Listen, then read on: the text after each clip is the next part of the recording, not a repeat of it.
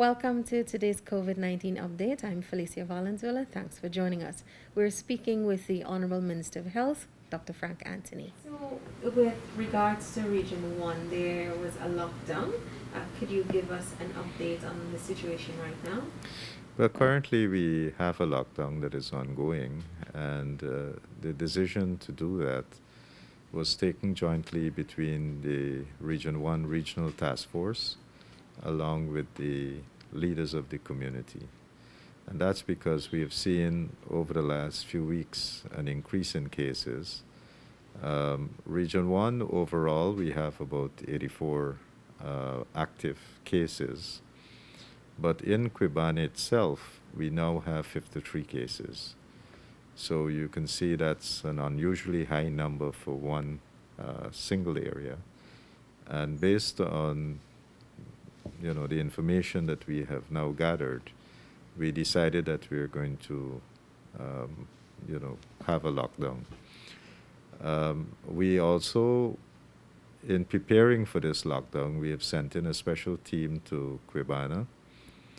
They have set up a field outpost, so to speak. And with that field outpost, they have doctors, they have environmental health officers. They have made two teams. You have about 900 people living in Guyana. And they're going house to house, talking to people, educating, and also doing some level of sanitization. For those 53 persons who are currently active cases, we have isolated them at home. Those who require isolation would be isolated in one of the public buildings there, or we'll bring them down to Santa Rosa, where we'll be able to isolate them in one of the government's institutional facility. In addition to that, we are monitoring to see if anybody deteriorates, where they would need respiratory support. And if that happens, then we'll obviously have to bring them into one of the hospitals or bring them to Georgetown. We have additional complement of doctors who are currently there and other health personnel to provide the care that is needed at Guyana. When you talk about lockdown, it means that we are not allowing people in and out of the community. And so that's why for the next 14 days, there would be restricted movement of people. So basically, that's what is happening. The reason why we're looking at 14 days, because the incubation period generally goes up to 14 days. In some cases, there have been isolated cases where we have seen extended incubation period, but generally it's within that 14-day period. And we believe that if there are other cases in Guyana, that we'll be able to identify them within this 14-day period. But again, these measures are not new measures. They might be new to Guyana, but certainly not new to other parts of the region where we have employed similar methods, where we had seen spikes in cases and we've gotten good results after a 2 to 3 week period. So the same method or technique is being employed here, and we are hoping that we'll see a decline in cases. So in another 2 to 3 weeks, we'll see that go down drastically. All right, Minister, just a matter of clarity.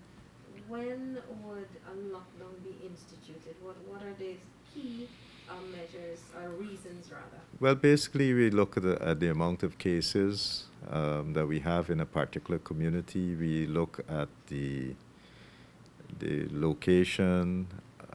We look at other factors, whether it's possible to do such a thing, because in some cases, if there's many entrances and exits, it's almost impossible to contain people, and it would take a huge effort to try to contain people to an area.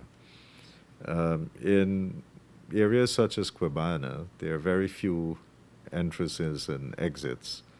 And having spoken to the Tushao and the village council and persons in the leadership of the community, and they themselves having experienced COVID, decided that this is the right thing to do. And so they're the ones, residents from the village, who are assisting with the uh, restriction of movement of their fellow villagers. And they have gone around to inform people why they need to do it and why we need to contain the virus.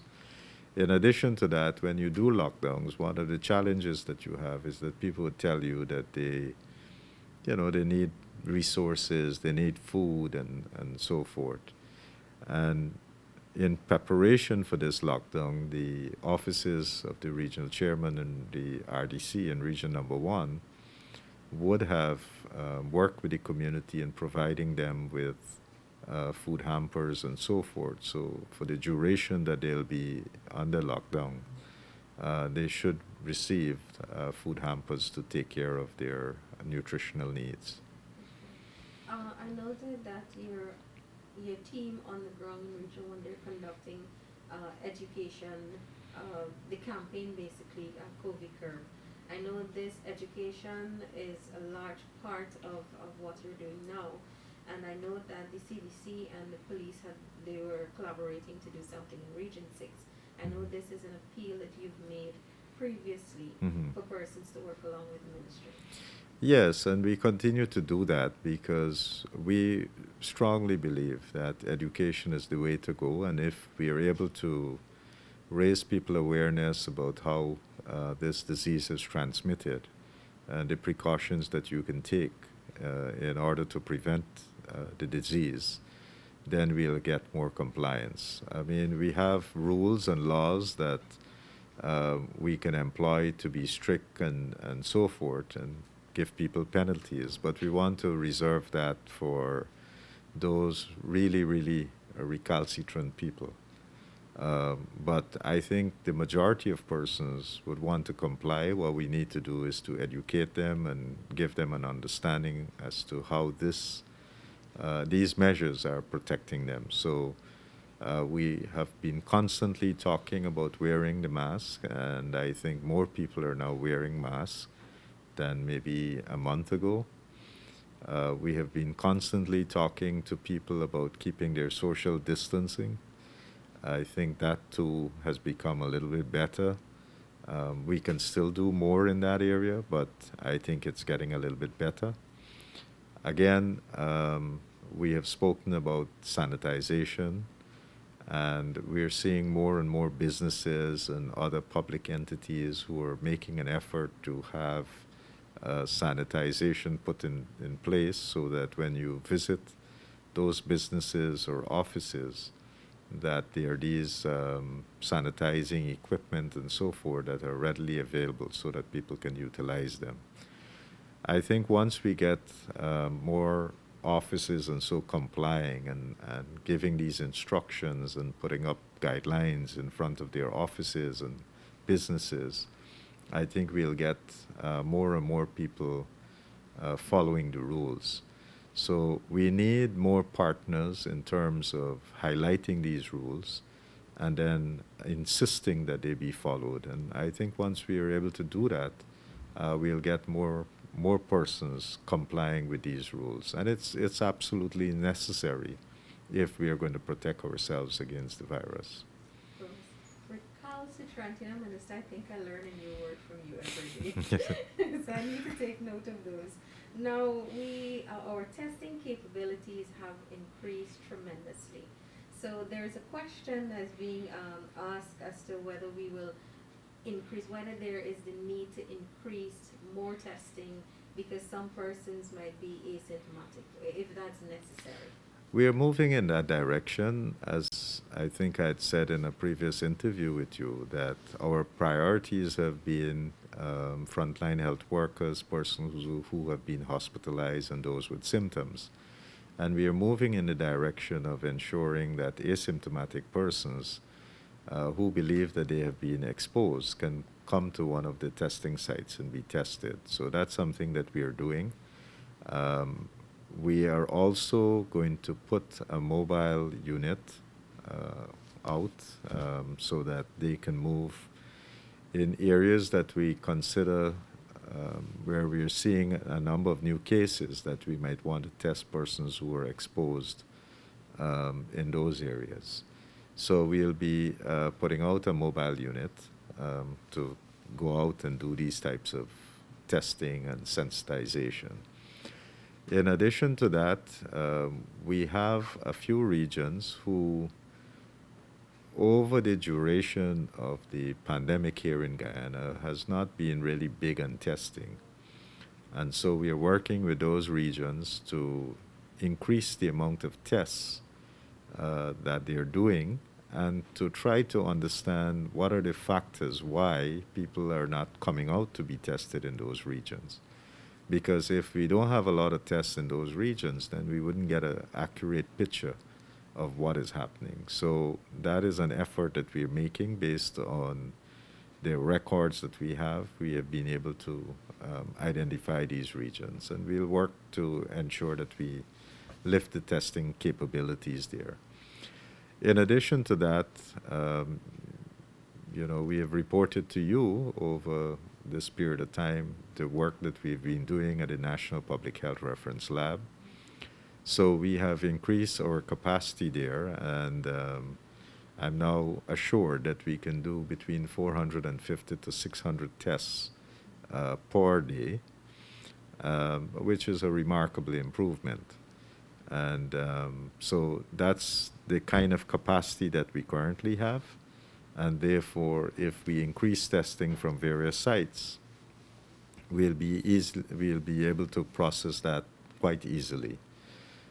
In addition to that, we would also be working, and we have been working with a number of the private hospitals, because most private hospitals are not doing PCR testing. And therefore, when they require a PCR test to be done on one of their patients, they would normally do the swabbing and send those samples to the National Public Health Reference Lab. So we are also offering a service to the private sector in terms of PCR testing. And we'll want to continue to work with the private sector to ensure, if they want to do testing, that we are able to do that following the right guidelines and protocols. As we are on that, I just want to also issue maybe a little warning, because we note that there are 1 and 2 institutions that are purportedly offering PCR testing to persons. Some of these places are not properly licensed, and if they're not licensed, then it would mean that they do not meet the requirement, 1, to offer the test, 2, that they don't have the capacity to offer the test, and this is something that people must be wary of. So if you're going to a private institution, the only other private lab outside of the National Public Health Reference Lab that has received permission from the ministry to be able to do PCR testing based on the inspections that we have conducted and have been satisfied that they have that capability is Eureka Medical Laboratories. No other lab in the private sector has been granted permission to do so as yet. So I think people need to be aware and don't, get caught up in people who are maybe selling false promises. So I just wanted people to be aware of that. Minister, I know that in terms of contracting, our cases, it's approaching 4,000. Yes, 4,000. But what is more interesting for me is the fact that we have a recovery rate that is not far behind. Could you? Yeah, we have currently we have about 4,026 cases, and we have so far 3,248 persons who have recovered. So which is really a good recovery rate. We have currently about 653 or so cases that are active. And so these are good numbers. The reason why we are seeing, I would say, a high level of recovery, because most people who get the disease would actually get a mild form of the disease, and they recover very quickly. When you look at how our immunity is constructed, the immunity of the body, we respond to viruses in two ways. We have what is called an innate immunity, and we have a adaptive immunity. So most persons, the first response of a person would be using this innate immunity. And I guess what we have seen globally is that most persons' body react properly to the virus and they're able to overcome it. There are some people who, however, would end up with a more severe reaction to the virus, and in those cases, some of the reactions would include what people are referring to as a cytokine storm, and sometimes to control that, it becomes very difficult, and those patients would have a more difficult time in hospital. So we are learning more about these types of reaction that the body would have to the virus, and we are understanding the kinds of medication that can be used to control that. So hopefully, once we can manage these severe and critical patients, we'll get better outcome. There's no specific medication that has been designed for this. In other types of disease that would provoke a cytokine storm, other types of medication have been used. And what we have seen globally is that they have been repositioning some of these meds to be used in the case of COVID. And the response has been a mixed response. So there are still things that we have to learn about the virus, and there are still things that, we have to learn how the body would react and how we can control those reactions. So in terms of recovery, generally we are there with what is the global trend, and we'll continue to work to ensure that we have more people recovered. But we can prevent all of this if we stay out of the virus's way by taking these three precautions, right? Minister, we're approaching that time when the guidelines, specific word that is not coming to me, but it's going to be up in a little bit. Mm-hmm. Could you comment on that now as to whether there'll be any major changes? Again, we will start the review process, and over the last month, we have noticed some things that we wanted to change. We have engaged a number of sectors as well, and so the new guidelines would be reviewed, and some of these things would be included in the new guidelines. So it's a work in progress. As I keep saying, every time these guidelines come up, is that we have an expert group of people that take a look at it, and we will, improve it or include other things that we think are necessary. So there would obviously be changes, but you'll see those changes when we release the new guidelines. Yes, sir. Minister, thank you so much for speaking with us today. Thank you very much for having me. That's it for today's COVID-19 update. We've just spoken with the Minister of Health, Dr. Frank Anthony. Remember, for more information, you can log on to our website, dpi.gov.gy, and the Ministry of Health's website as well, health.gov.gy, and of course our social media platforms.